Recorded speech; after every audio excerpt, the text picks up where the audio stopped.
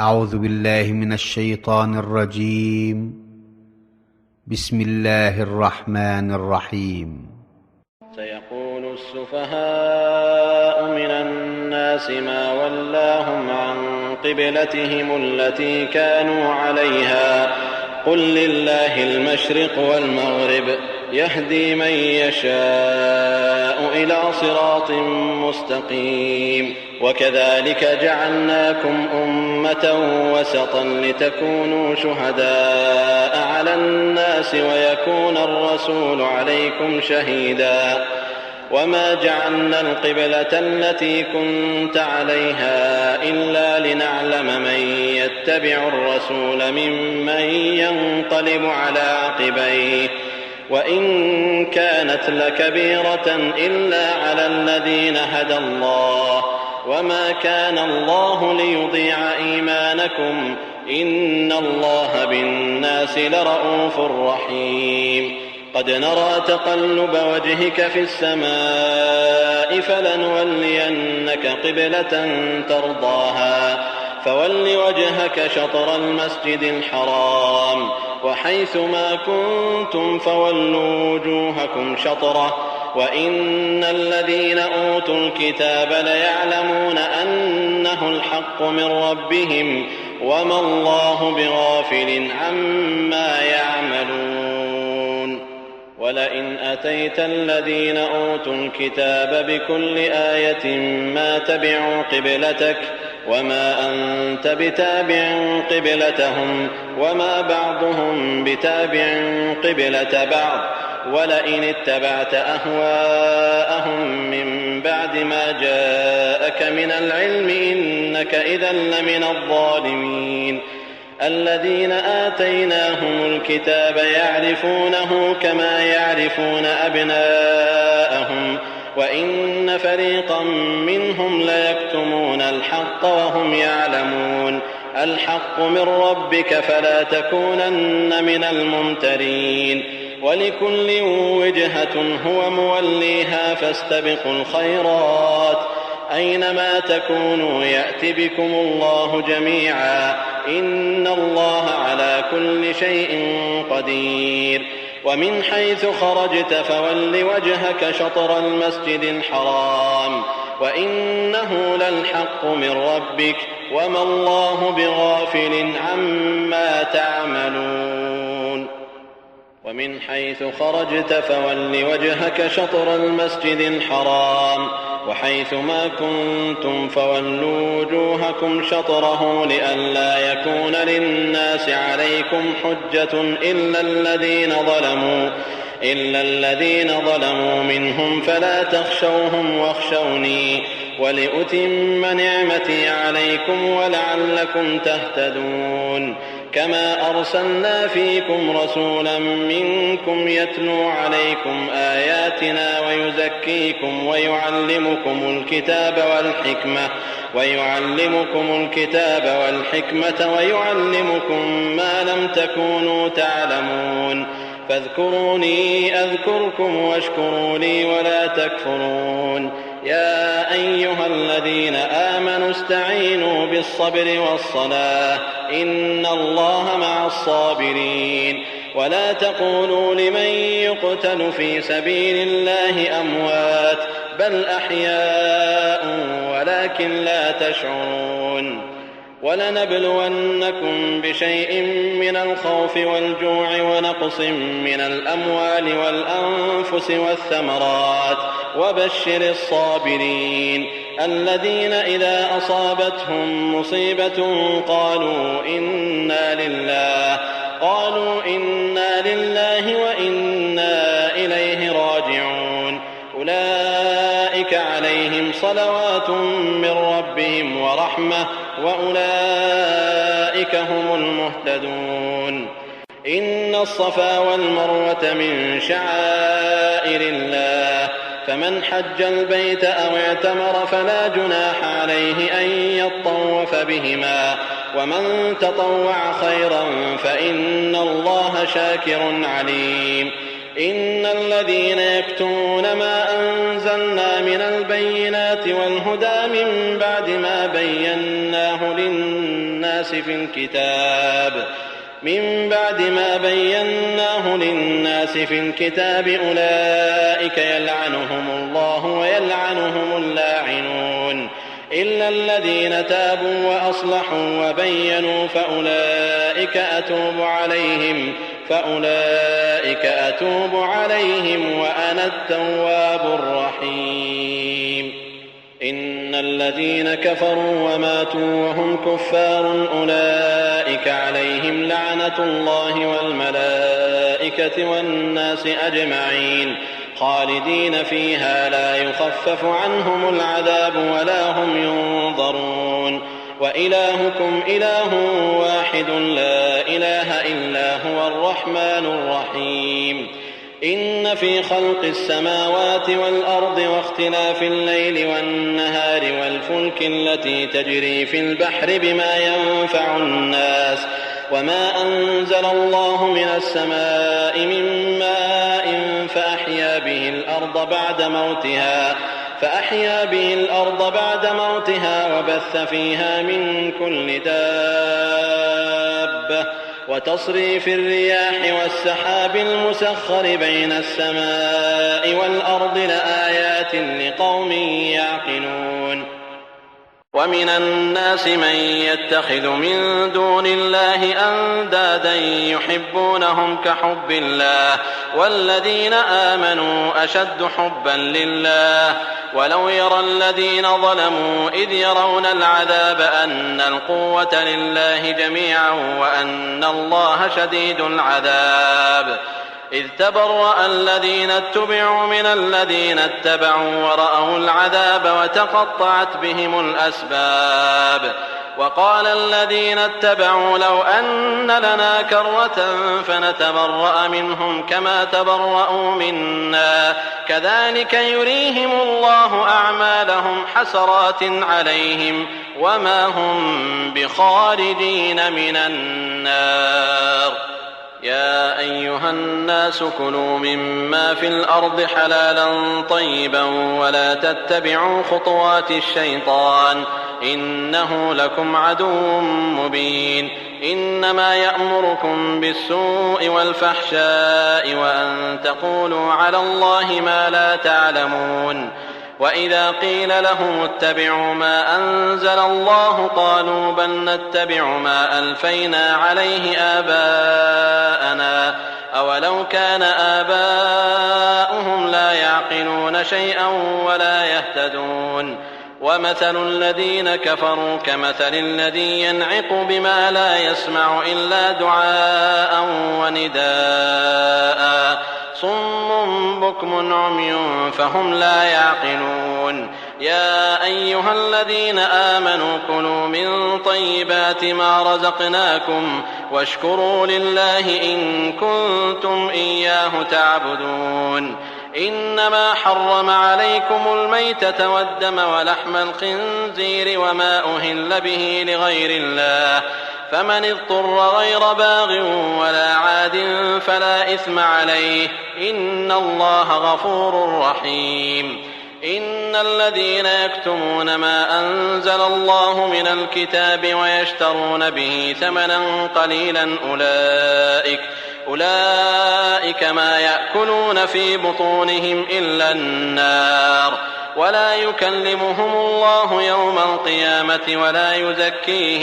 ولا يزكيهم ولهم عذاب أليم. أولئك الذين اشتروا الضلالة بالهدى والعذاب بالمغفرة فما أصبرهم على النار ذلك بأن الله نزل الكتاب بالحق وإن الذين اختلفوا في الكتاب لفي شقاق بعيد. ليس البر أن تولوا وجوهكم قبل المشرق والمغرب ولكن البر من آمن بالله واليوم الآخر والملائكة والكتاب والنبيين وآتى المال على حبه ذوي القربى واليتامى والمساكين وابن السبيل والسائلين والسائلين وفي الرقاب وأقام الصلاة وآتى الزكاة والموفون بعهدهم إذا عاهدوا والصابرين في البأساء والضراء وحين البأس أولئك الذين صدقوا وأولئك هم المتقون. يا أيها الذين آمنوا كتب عليكم القصاص في القتلى الحر بالحر والعبد بالعبد والأنثى بالأنثى فمن عفي له من أخيه شيء فاتباع بالمعروف وأداء إليه بإحسان ذلك تخفيف من ربكم ورحمة فمن اعتدى بعد ذلك فله عذاب أليم. ولكم في القصاص حياة يا أولي الألباب لعلكم تتقون. كتب عليكم إذا حضر أحدكم الموت إن ترك خيرا الوصية للوالدين والأقربين بالمعروف حقا على المتقين. فمن بدله بعدما سمعه فإنما إثمه على الذين يبدلونه إن الله سميع عليم. فمن خاف من موص جنفا أو إثما فأصلح بينهم فلا إثم عليه إن الله غفور رحيم. يا أيها الذين آمنوا كتب عليكم الصيام كما كتب على الذين من قبلكم لعلكم تتقون أياما معدودات. فمن كان منكم مريضا أو على سفر فعدة من أيام أخر وعلى الذين يطيقونه فدية طعام مسكين فمن تطوع خيرا فهو خير له وأن تصوموا خير لكم إن كنتم تعلمون. شهر رمضان الذي أنزل فيه القرآن هدى للناس وبينات من الهدى والفرقان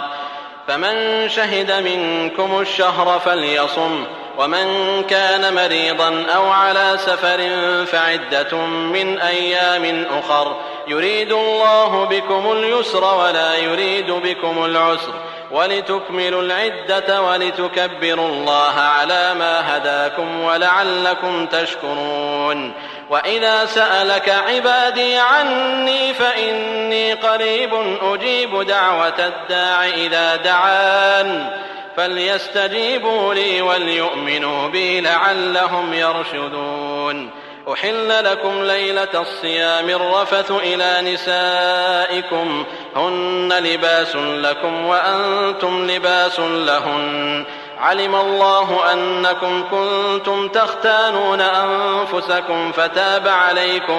فتاب عليكم وعفى عنكم فالآن باشروهن وابتغوا ما كتب الله لكم وكلوا واشربوا حتى يتبين لكم الخيط الأبيض من الخيط الأسود من الفجر ثم أتموا الصيام إلى الليل ولا تباشروهن وأنتم عاكفون في المساجد تلك حدود الله فلا تقربوها كذلك يبين الله آياته للناس لعلهم يتقون. ولا تأكلوا أموالكم بينكم بالباطل وتدلوا بها إلى الحكام لتأكلوا فريقا من أموال الناس بالإثم وأنتم تعلمون. يسألونك عن الأهلة قل هي مواقيت للناس والحج وليس البر بأن تأتوا البيوت من ظهورها ولكن البر من اتقى وأتوا البيوت من أبوابها واتقوا الله لعلكم تفلحون. وقاتلوا في سبيل الله الذين يقاتلونكم ولا تعتدوا إن الله لا يحب المعتدين. واقتلوهم حيث ثقفتموهم وأخرجوهم من حيث أخرجوكم والفتنة أشد من القتل ولا تقاتلوهم عند المسجد الحرام حتى يقاتلوكم فيه فإن قاتلوكم فاقتلوهم كذلك جزاء الكافرين فإن انتهوا فإن الله غفور رحيم وقاتلوهم حتى لا تكون فتنة ويكون الدين لله فإن انتهوا فلا عدوان إلا على الظالمين الشهر الحرام بالشهر الحرام والحرمات قصاص فمن اعتدى عليكم فاعتدوا عليه بمثل ما اعتدى عليكم واتقوا الله واعلموا أن الله مع المتقين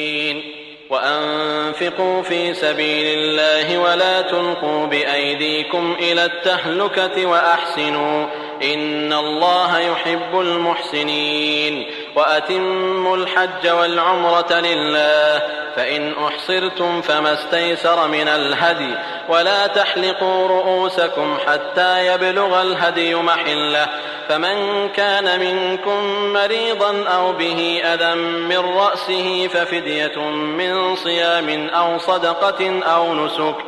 فإذا أمنتم فمن تمتع بالعمرة إلى الحج فما استيسر من الهدي فمن لم يجد فصيام 3 أيام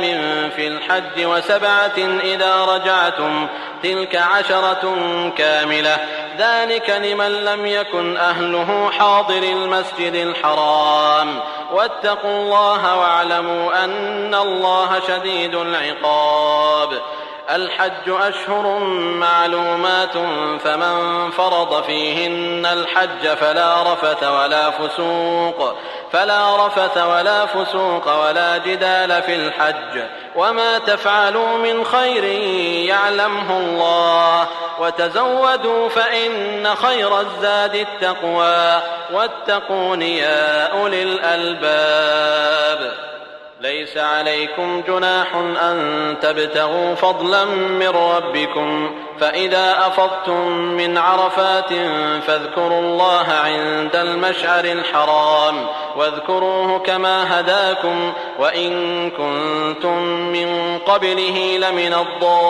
الضالين ثم أفيضوا من حيث أفاض الناس واستغفروا الله إن الله غفور رحيم فإذا قضيتم مناسككم فاذكروا الله كذكركم آباءكم أو أشد ذكرا فمن الناس من يقول ربنا آتنا في الدنيا وما له في الآخرة من خلاق ومنهم من يقول ربنا آتنا في الدنيا حسنة وفي الآخرة حسنة وقنا عذاب النار أولئك لهم نصيب مما كسبوا والله سريع الحساب واذكروا الله في أيام معدودات فمن تعجل في يومين فلا إثم عليه ومن تأخر فلا إثم عليه لمن اتقى واتقوا الله واعلموا أنكم إليه تحشرون ومن الناس من يعجبك قوله في الحياة الدنيا ويشهد الله على ما في قلبه وهو ألد الخصام وإذا تولى سعى في الأرض ليفسد فيها ويهلك الحرث والنسل والله لا يحب الفساد وإذا قيل له اتق الله أخذته العزة بالإثم فحسبه جهنم ولبئس المهاد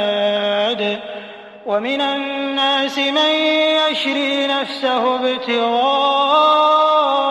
مرضات الله والله رؤوف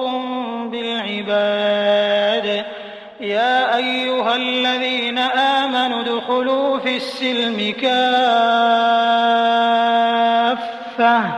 ولا تتبعوا خطوات الشيطان إنه لكم عدو مبين فإن زللتم من بعد ما جاءتكم البينات فاعلموا أن الله عزيز حكيم هل ينظرون إلا أن يأتيهم ظلال من الغمام والملائكة وقضي الأمر وإلى الله ترجع الأمور. سل بني إسرائيل كم آتيناهم من آية بينة ومن يبدل نعمة الله من بعد ما جاءته فإن الله شديد العقاب. زين للذين كفروا الحياة الدنيا ويسخرون من الذين آمنوا والذين اتقوا فوقهم يوم القيامة والله يرزق من يشاء بغير حساب. كان الناس أمة واحدة فبعث الله النبيين مبشرين ومنذرين وأنزل معهم الكتاب بالحق ليحكم بين الناس فيما اختلفوا فيه وما اختلف فيه إلا الذين أوتوه من بعد ما جاءتهم البينات بغيا بينهم فهدى الله الذين آمنوا لما اختلفوا فيه من الحق بإذنه والله يهدي من يشاء إلى صراط مستقيم. أم حسبتم أن تدخلوا الجنة ولما يأتكم مثل الذين خلوا من قبلكم مستهم البأساء والضراء وزلزلوا حتى يقول الرسول والذين آمنوا معه متى نصر الله ألا إن نصر الله قريب. يسألونك ماذا ينفقون قل ما أنفقتم من خير فللوالدين والأقربين واليتامى والمساكين وابن السبيل وما تفعلوا من خير فإن الله به عليم. كتب عليكم القتال وهو كره لكم وعسى أن تكرهوا شيئا وهو خير لكم وعسى أن تحبوا شيئا وهو شر لكم والله يعلم وأنتم لا تعلمون. يسألونك عن الشهر الحرام قتال فيه قل قتال فيه كبير وصد عن سبيل الله وكفر به والمسجد الحرام وإخراج أهله منه أكبر عند الله والفتنة أكبر من القتل ولا يزالون يقاتلونكم حتى يردوكم عن دينكم إن استطاعوا ومن يرتد منكم عن دينه فيمت وهو كافر فأولئك حبطت أعمالهم في الدنيا والآخرة وأولئك أصحاب النار هم فيها خالدون. إن الذين آمنوا والذين هاجروا وجاهدوا في سبيل الله أولئك يرجون رحمة الله والله غفور رحيم. يسألونك عن الخمر والميسر قل فيهما إثم كبير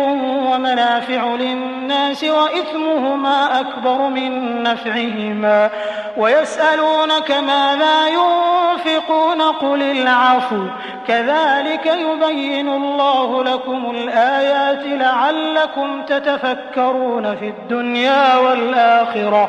ويسألونك عن اليتامى قل إصلاح لهم خير وإن تخالطوهم فإخوانكم والله يعلم المفسد من المصلح ولو شاء الله لأعنتكم إن الله عزيز حكيم. ولا تنكحوا المشركات حتى يؤمنوا ولأمة مؤمنة خير من مشركة ولو أعجبتكم ولا تنكحوا المشركين حتى يؤمنوا ولعبد مؤمن خير من مشرك ولو أعجبكم أولئك يدعون إلى النار والله يدعو إلى الجنة والمغفرة بإذنه ويبين آياته للناس لعلهم يتذكرون ويسألونك عن المحيض قل هو أذى فاعتزلوا النساء في المحيض ولا تقربوهن حتى يطهرن فإذا تطهرن فأتوهن من حيث أمركم الله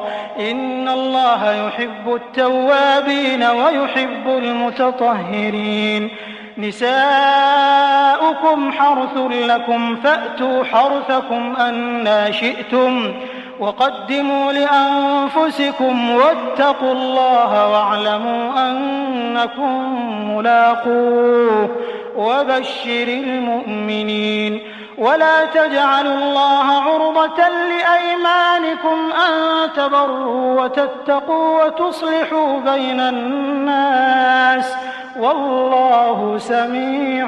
عليم لا يؤاخذكم الله باللغو في أيمانكم ولكن يؤاخذكم بما كسبت قلوبكم والله غفور حليم للذين يؤلون من نسائهم تربص 4 أشهر فإن فاءوا فإن الله غفور رحيم وإن عزموا الطلاق فإن الله سميع عليم والمطلقات يتربصن بأنفسهن 3 قروء ولا يحل لهن أن يكتمن ما خلق الله في أرحامهن إن كن يؤمن بالله واليوم الآخر وبعولتهن أحق بردهن في ذلك إن أرادوا إصلاحا ولهن مثل الذي عليهن بالمعروف وللرجال عليهن درجة والله عزيز حكيم الطلاق 2 فإمساك بمعروف أو تسريح بإحسان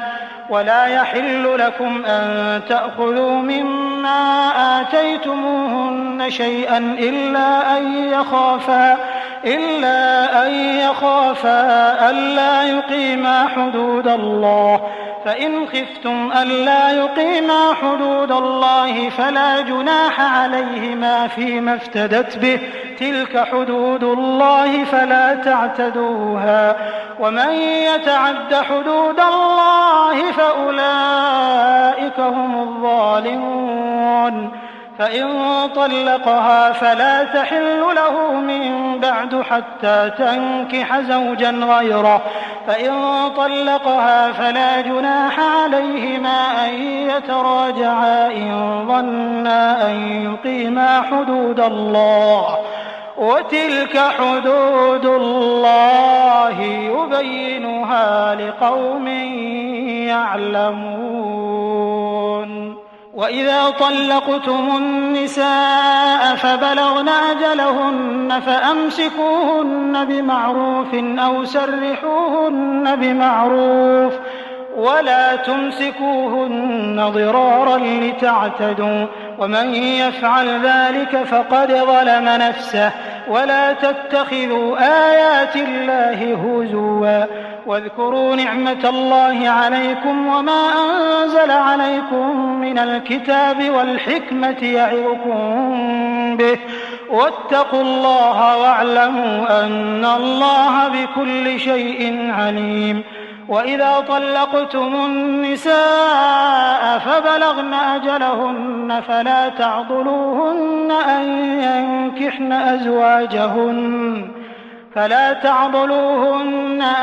ينكحن أزواجهن إذا تراضوا بينهم بالمعروف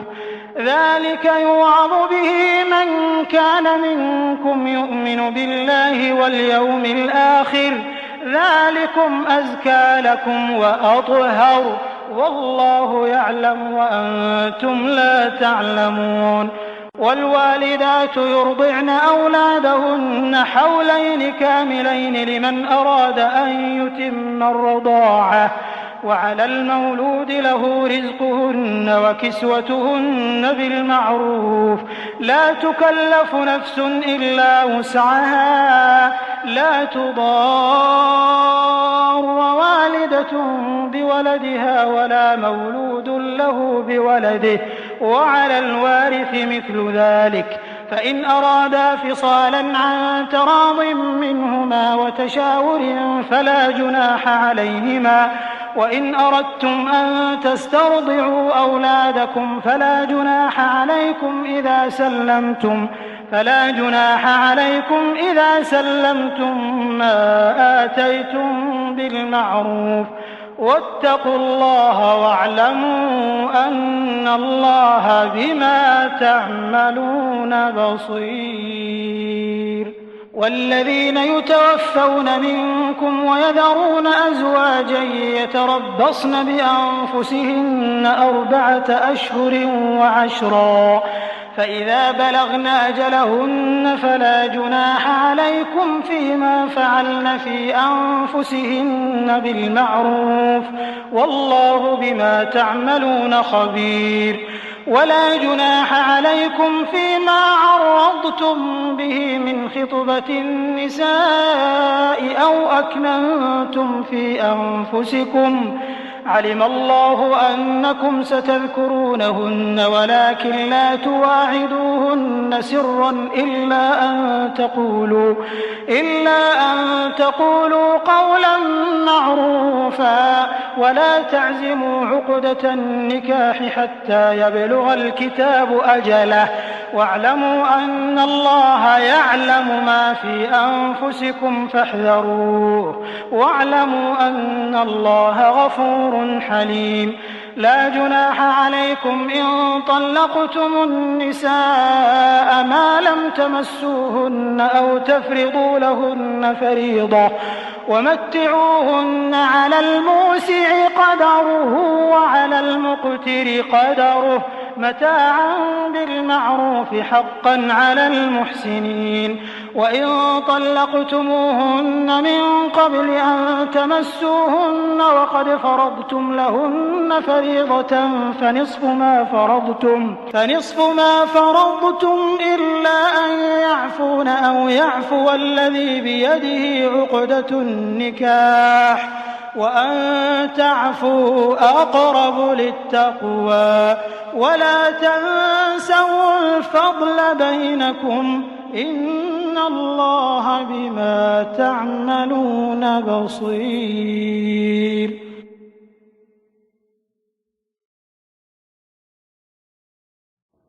أعوذ بالله من الشيطان الرجيم. حافظوا على الصلوات والصلاة الوسطى وقوموا لله قانتين فإن خفتم فرجالا أو ركبانا فإذا أمنتم فاذكروا الله كما علمكم ما لم تكونوا تعلمون والذين يتوفون منكم ويذرون أزواجا وصية لأزواجهم متاعا إلى الحول غير إخراج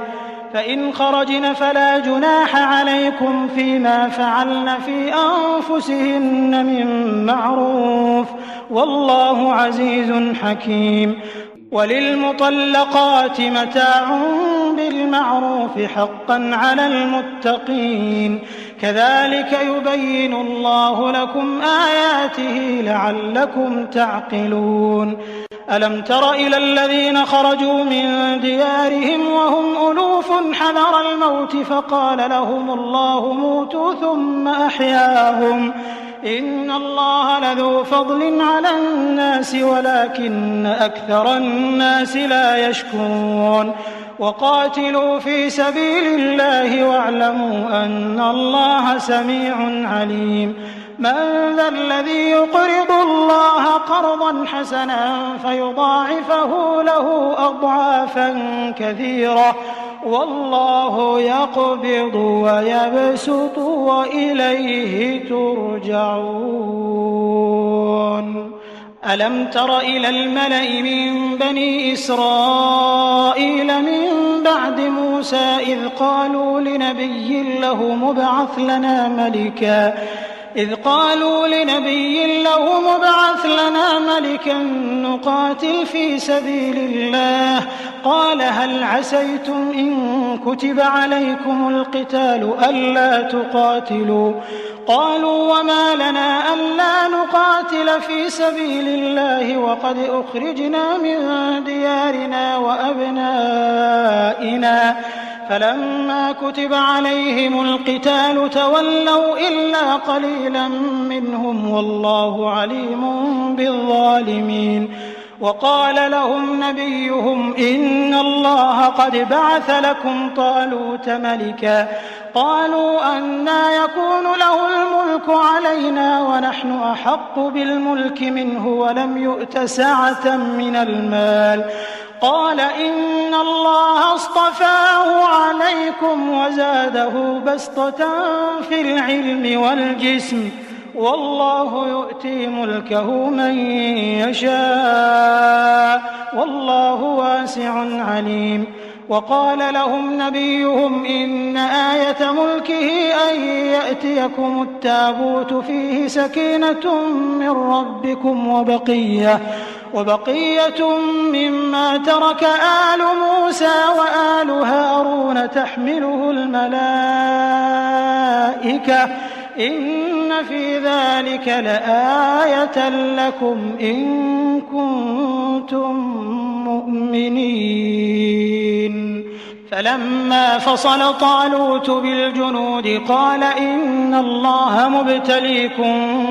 بنهر فمن شرب منه فليس مني ومن لم يطعمه فإنه مني إلا من اغترف غرفة بيده فشربوا منه إلا قليلا منهم فلما جاوزه هو والذين آمنوا معه قالوا لا طاقة لنا اليوم بجالوت وجنوده قال الذين يظنون أنهم ملاقو الله كم من فئة